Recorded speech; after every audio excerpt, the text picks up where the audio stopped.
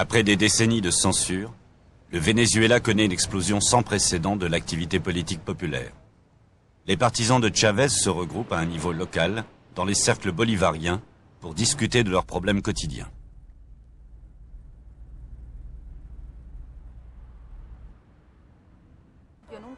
Je n'avais jamais voté de ma vie. Quand le président Chavez est arrivé sur la scène politique avec de nouvelles perspectives, on a décidé de voter pour lui. Pour nous, la politique se résumait à deux clans. Ceux qui s'enrichissaient et ceux qui mouraient de faim toute leur vie. Maintenant, on s'intéresse de près à la politique, parce qu'elle est devenue démocratique.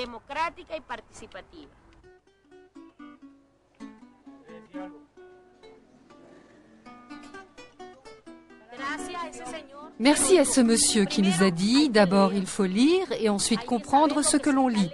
Ils m'ont expliqué la Constitution.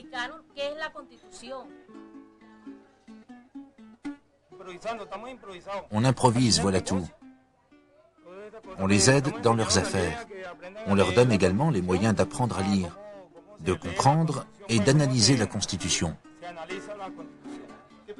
Pour la première fois au Venezuela, nous avons un gouvernement démocratique, un gouvernement qui nous fait participer. C'est un gouvernement populaire.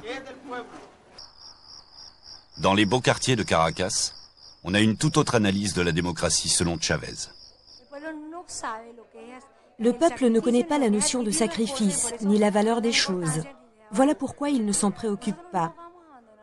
L'objectif de cet homme est de nous faire fuir le pays afin de le laisser aux mains des gens sans expérience et sans valeur, qui n'ont jamais lutté pour obtenir quoi que ce soit. Nous nous sommes battus pour avoir ce que nous possédons. Nous ne céderons rien et nous n'abandonnerons pas notre pays. La peur n'existait pas. On était contents. On travaillait, on s'amusait. En un mot, on vivait. Pour moi, cela n'a rien d'une révolution. C'est une révolution complètement démodée, censée alimenter un vaste projet communiste et totalitaire pour toute l'Amérique latine. Ça ne marchera jamais.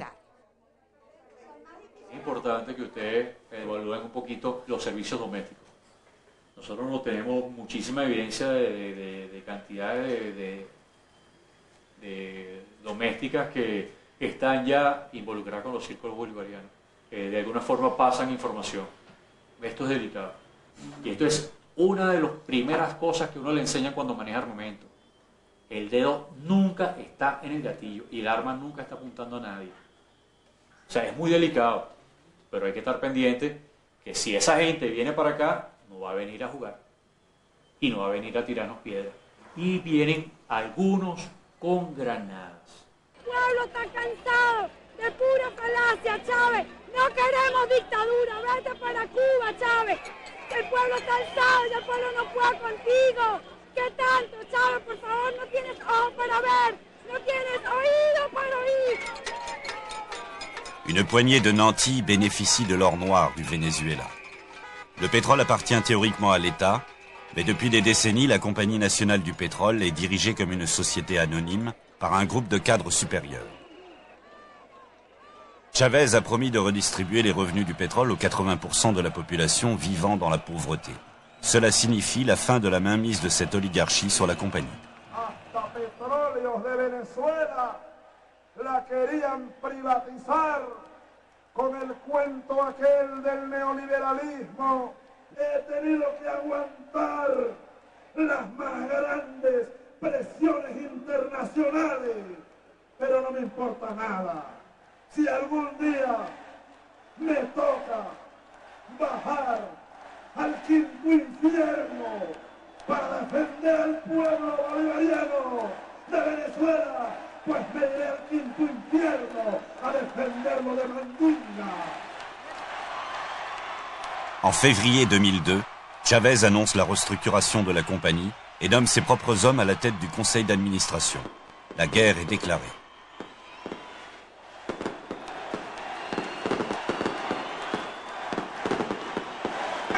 ¿Usted cree que el presidente de la República está loco? El chavismo se apoya crecientemente en la violencia a medida que va perdiendo poder de convocatoria y popularidad. Se parecen a las fuerzas de choque que empleaban Mussolini y Hitler. Les médias privés appellent les Vénézuéliens à manifester. Ils leur expliquent que la volonté de Chavez de contrôler l'industrie pétrolière est une menace directe pour leur prospérité.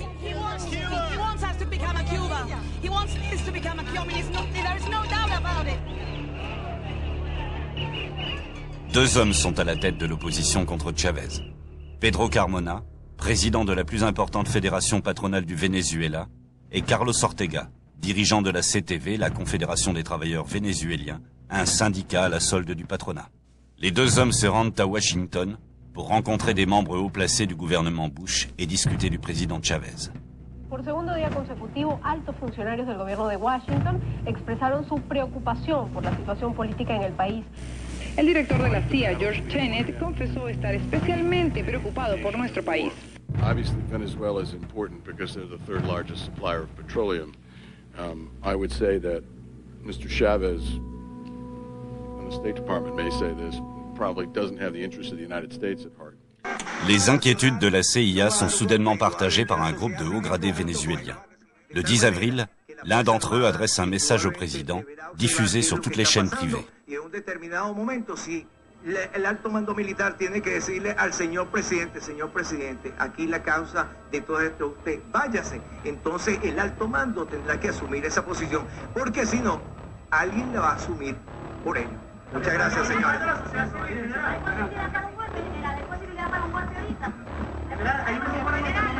declaraciones del general Néstor González vienen a reconfirmar que Hugo Chávez es agente al servicio de Fidel Castro y de la guerrilla colombiana.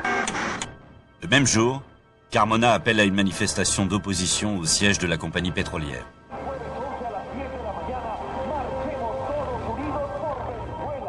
Ce que les manifestants ignorent, c'est qu'ils sont les pions d'un plan de plus grande envergure. Au matin du 11 avril, la marche d'opposition se met en branle et se dirige vers le siège de la compagnie pétrolière.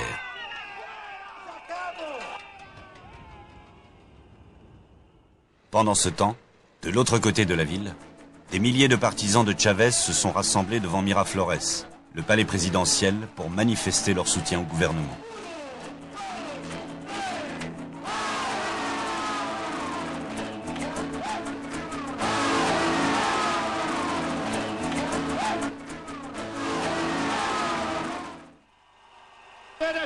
Au siège de la compagnie, les leaders de l'opposition décident, en toute illégalité, de modifier le parcours de la manifestation. Ils exhortent la foule à marcher sur le palais présidentiel.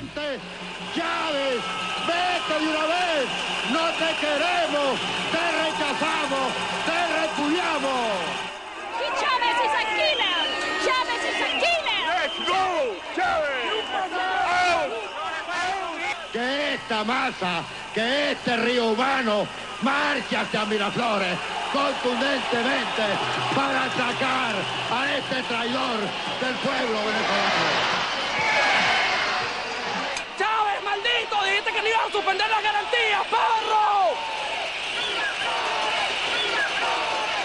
Señor Ortega, es una irresponsabilidad que usted esté convocando frente a Miraflores cuando usted sabe que hay miles de personas concentradas en Miraflores.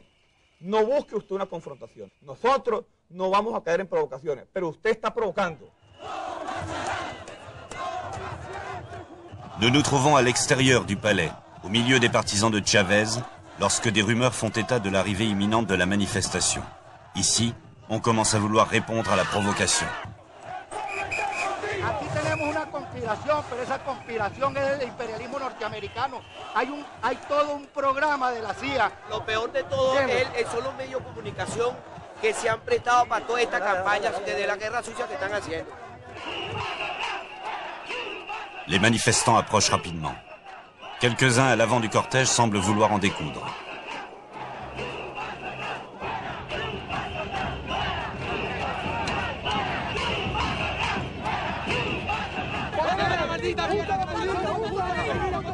¡Que se vaya a Cuba, joder!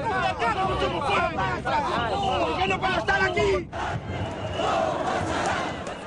Des Des milliers de sympathisants de Chavez se trouvent sur la place devant le palais. La confrontation semble inévitable. À 14 h, les opposants sont là. L'armée tente de s'interposer comme elle peut.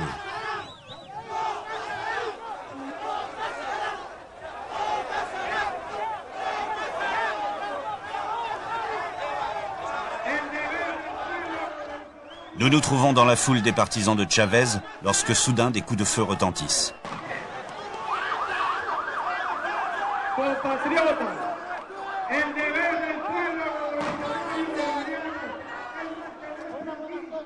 Nul ne sait d'où viennent les tirs.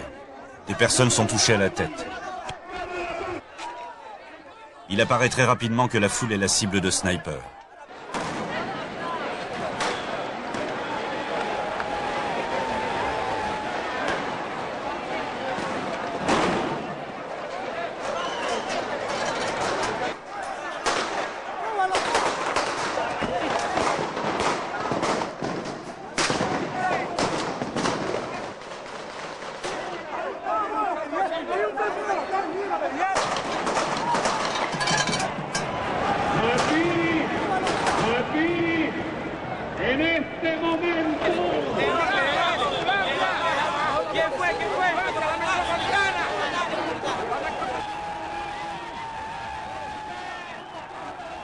Un Vénézuélien sur 4 possède une arme à feu.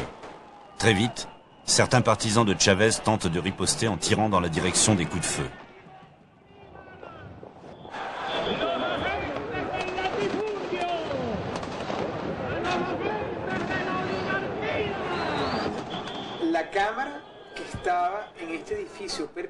Une caméra de Venemission, située dans cet immeuble perpendiculaire au palais présidentiel, a filmé les images des tireurs placés sur le pont. On ne distingue pas exactement leur cible, invisible à l'écran, mais on suppose qu'ils tirent en direction des manifestants. En revanche, on les voit parfaitement se baisser et se protéger des balles qui sifflent. De notre côté, nous avons condamné les violences sans avoir pris la peine de vérifier ce qui se passait. Il y a eu manipulation. Ces images ont été diffusées en boucle, faisant apparaître le chavisme comme une politique meurtrière, principal coupable du massacre de Caracas. Ahorita presten atención. Miren, la franela del MBR, este señor del chaleco negro, cómo dispara, cómo vacía la pistola. La franela del MBR, este señor ha disparado contra los manifestantes que venían en forma pacífica, absolutamente desarmados. Ce que les télés n'ont pas montré, c'est la même scène mais prise d'un autre angle. La rue en contrebas est déserte. La manifestation n'a jamais emprunté ce chemin. Par cette manipulation, Chavez devient aisément le responsable de ces morts.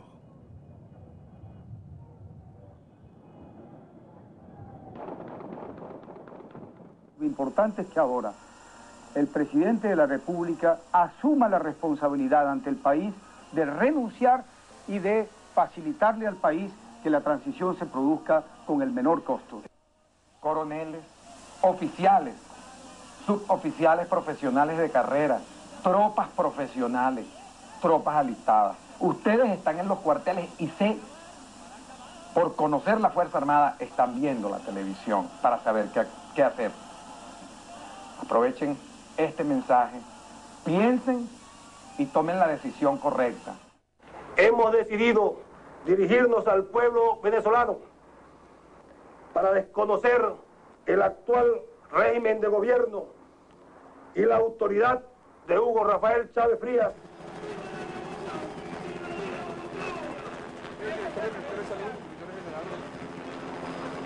Barreiro, ¿me copiaste, Barreiro?